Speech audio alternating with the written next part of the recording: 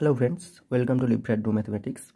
তো এখন আমরা দশম শ্রেণীর কোষে দেখি 5.3-এর 2-এর দাগের অঙ্কগুলো আমরা সমাধান করার চেষ্টা করব। দেখো কি বলেছে, X is to A equals to Y is to B equals to Z is to C হলে প্রমাণ করি যে, তারপরে 3টে প্রবলেম দেওয়া আছে, এই 3টে আমাদেরকে প্রমাণ করতে হবে। তো চলো আমরা দেরি না করে শুরু করি। তাহলে প্রথমে আমরা 1-এর দাগের প্রবলেমটায় ফোকাস করব।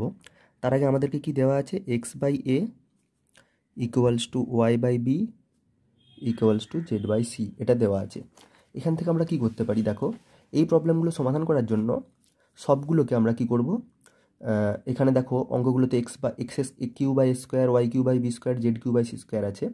তো এখানে এক্স ওয়াই জেড আমরা সবগুলোকে এক্স ওয়াইকে জেডের মাধ্যমে প্রকাশ করব, ঠিক আছে। তাহলে আমরা কি করব, দুটো দুটো করে ভগ্নাংশ নেব। তাহলে এক্স বাই এর সাথে ওয়াই বাই বি সমান, আবার ওয়াই বাই বি এর সাথে জেড বাই সি সমান। তাহলে এখান থেকে আমরা কি বলতে পারি, প্রথমে এই দুটো নিলাম, যে ওয়াই বাই বি এর সাথে যদি জেড বাই সি সমান হয়, তাহলে ওয়াই সমান কি হবে, বিটাকে গুণ করে দিলাম, বি জেড বাই সি হবে। আর কি পাবো, আবার আমরা এইটার সাথে এইটাকে সমান করব, ঠিক আছে। এক্স বাই এ যদি জেড বাই সি এর সাথে সমান হয়, তাহলে এক্স হয়ে যাবে এ জেড বাই সি, ঠিক আছে।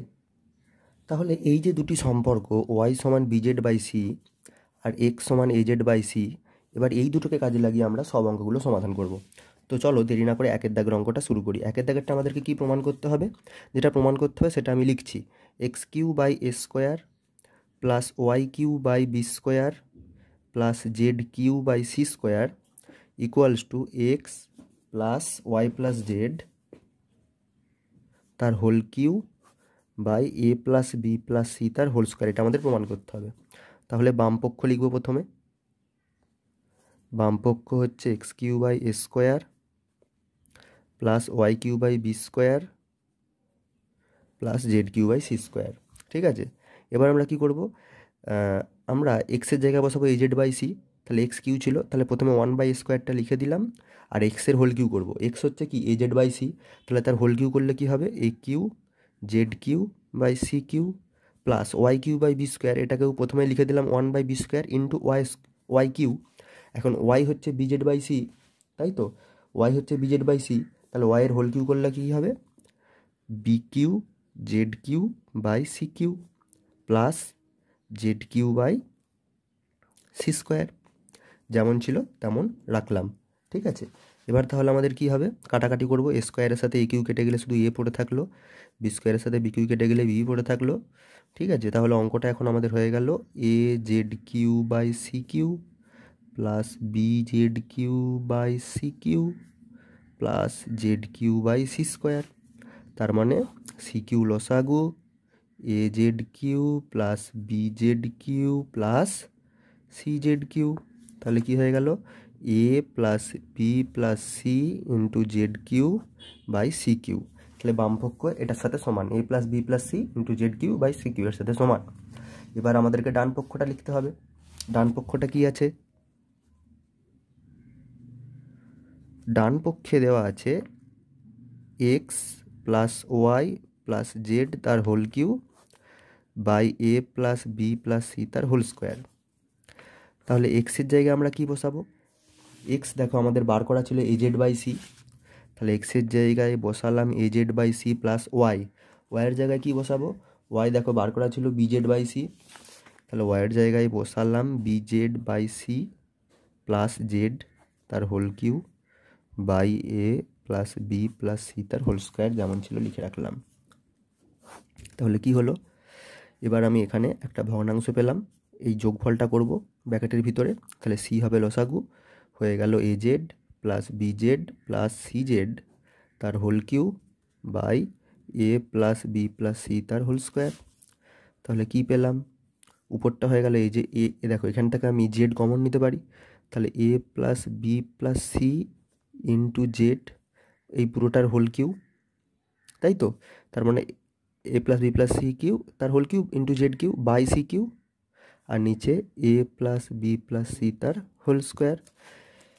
তাহলে এইটা হয়ে যাবে, কাটাকাটি যদি করি, আচ্ছা আমি যদি আরেক ধাপ লিপি, এটা এরকম হবে a plus b plus c তার whole cube into z Q by C cube into a plus b plus c তার হোল স্কোয়ার, এটার সাথে এটা কেটে গেলে a plus b plus c পড়ে থাকবে। তাহলে ডান পক্ষ হয়ে গেল a plus b plus c into z Q by C Q. তাহলে দেখো বাম পক্ষ আর ডান পক্ষ আমরা একই পেলাম। আমরা কী পেয়েছিলাম? বাম পক্ষ পেয়েছিলাম a plus b plus c into z Q by C Q, ডান পক্ষেও পেলাম a plus b plus c into z Q by C Q. অতএব বলতে পারি বাম পক্ষ সমান ডান পক্ষ প্রমাণিত। এটা আমাদের প্রমাণ করতে দিয়েছিল।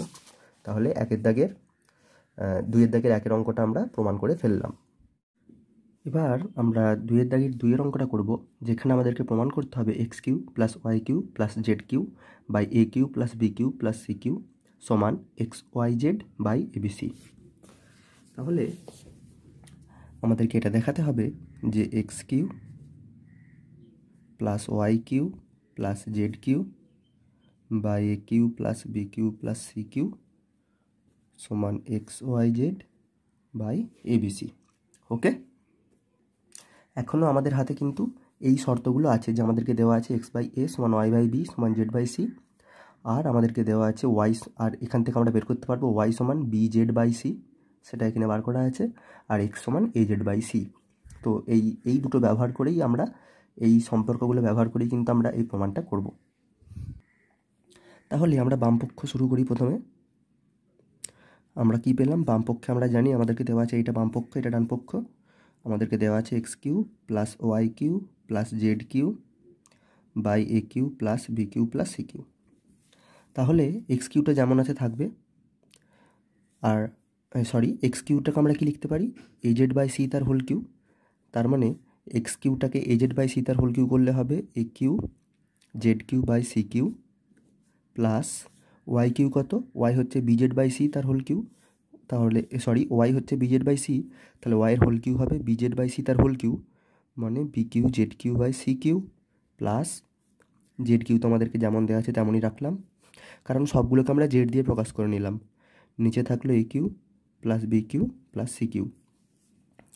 এবার উপরটাকে যদি আমরা যোগ করে দিই ভগ্নাংশের নিয়মে, তাহলে লসাগু হবে সি কিউ, আর এটা হয়ে যাবে এ কিউ জেড কিউ। এবার যোগ করলাম A Q Z Q plus B Q Z Q plus C Q Z Q, আর নিচে A Q plus B Q plus C Q. ঠিক আছে, এবার আমরা কি করব? তাহলে এই সি কিউটা নিচে নেমে যাবে, তাহলে সি কিউটাকে নিচে নামিয়ে দিলাম, আর নিচে A Q plus B Q plus C Q যেমন ছিল থাকলো। এবার এই A Q Z Q plus B Q Z Q plus C Q Z Q থেকে আমরা যদি জেড কিউ কমন নিই, তাহলে হয়ে যাবে A Q plus B Q plus C Q. এবার A Q plus B Q plus C Q, A Q plus B Q plus C Q কেটে গেল, তাহলে হয়ে গেল Z Q by C Q. তাহলে বাম পক্ষ পেলাম Z Q by C Q. এবার আমরা ডান পক্ষ লিখব। তাহলে ডান পক্ষে আমাদের কি আছে? ডান পক্ষে আমাদের ছিল X Y Z by ABC. এখন এক্স সমান কি? একটু আগে আমরা দেখতে পাচ্ছি এখানে এক্স সমান এ জেড বাই সি, তাহলে এক্সের জায়গায় বসালাম A Z by C. Y সমান কি? ওয়াই সমান বি জেড বাই সি, তাহলে ওয়াইয়ের জায়গায় বসালাম B Z by C into Z যেমন ছিল রাখলাম, আর নিচে এ বি সি রাখলাম। তাহলে এবার যদি গুণ করে দিই, দেখো এই সি আর এই সি স্কোয়ার হবে, এটা উপরে একটা ভগ্নাংশের নিচে আছে, তাহলে ওটা নিচে চলে আসবে। আচ্ছা, আমি যদি এমনি গুণটা করে দিই, তাহলে এ বি, তাহলে প্রথমে ভগ্নাংশে লাইন টানলাম এ বি, একটা দুটো তিনটে জেড আছে, গুণ করলে হবে জেড কিউ বাই নিচে C square by A B C. তাহলে কি হবে? এবার এটাকে আমরা লিখতে পারি A B Z Q by C square into A B C. এই নিচে সি স্কোয়ারটা নিচে চলে আসবে। এবার কাটাকাটি করলাম, এ বি কেটে গেল, তাহলে হয়ে গেল কি Z Q by C square into C হচ্ছে সি কিউ। তাহলে বাম পক্ষেও পেয়েছিলাম Z Q by C Q, ডান পক্ষেও পেলাম Z Q by C Q. অতএব বাম পক্ষ সমান ডান পক্ষ প্রমাণিত। ঠিক আছে, এবার আমরা দুইয়ের দাগে তিনের অঙ্কটা করব।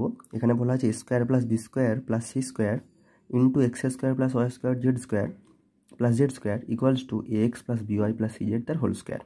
দেখো এই অঙ্কটা বেশ ইন্টারেস্টিং, এটা কীভাবে করছি ভালো করে লক্ষ্য করো। তাহলে আমাদেরকে যেটা দেখাতে হবে সেটা আগে লিখে নিই।